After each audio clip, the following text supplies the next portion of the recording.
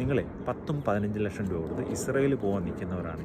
ഈ ഒരു വീഡിയോ ഞാൻ നിങ്ങളെ ഒന്ന് കാണിക്കാൻ വേണ്ടി മാത്രമേ ഉള്ളൂ. കാരണം ഞാൻ കഴിഞ്ഞ ദിവസം ഒരു ട്രക്ക് ഡ്രൈവർമാരുടെ വേക്കൻസിയുടെ കാര്യത്തിന് വേണ്ടി ഒരു വീഡിയോ ഇട്ടു. അതിൻ്റെ താഴെ എനിക്കൊരു പയ്യൻ ഇട്ടിരുന്ന കമൻറ്റ് അത്. ഈ കമൻറ്റ് നിങ്ങളൊന്ന് കണ്ടു നോക്കും.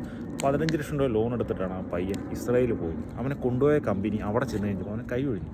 ഇപ്പോൾ അവൻ ഇല്ലീഗലായിട്ട് വർക്ക് ചെയ്യുന്നു. എന്തുകൊണ്ട്? നിങ്ങളൊന്ന് ആലോചിച്ചു പോകും.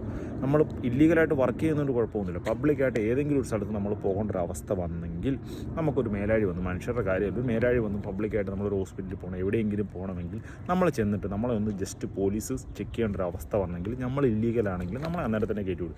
ഈ 15-16 ലക്ഷം രൂപ കൊടുത്ത് പോയത് വെറുതെ ആവും. പിന്നെ ഇപ്പോൾ 5 ലക്ഷം രൂപ നാട്ടിൽ വരുന്ന എത്ര നാൾ കഷ്ടപ്പെട്ടാലോ ഒന്ന് കടം വിട്ടാൻ പറ്റില്ല. ഒരു ജന്മം തീർന്നാലും തീരത്തില്ല. അതുകൊണ്ട് നിങ്ങളെ ആരെ ഇപ്പോൾ യൂറോപ്പിലായാലും ഇസ്രയേലായാലും എവിടെയായാലും പോകുന്നുണ്ട് ഏജൻസികൾ അല്ലെങ്കിൽ ആരെയാണോ നിങ്ങൾ സമീപിക്കുന്നത് അവരെ കൃത്യമായിട്ട് അവരോട് കാര്യങ്ങളെല്ലാം ചോദിച്ചതിന് ശേഷം മാത്രം നിങ്ങളിതിലോട്ട് പോയി ഇടപെടുക. അല്ലാത്തവർ പെടും. ഞാൻ പറഞ്ഞതിൽ ഒത്തിരി ആളുകൾ പെട്ടവർ എനിക്ക് മെസ്സേജ് അയക്കുന്നുണ്ട്.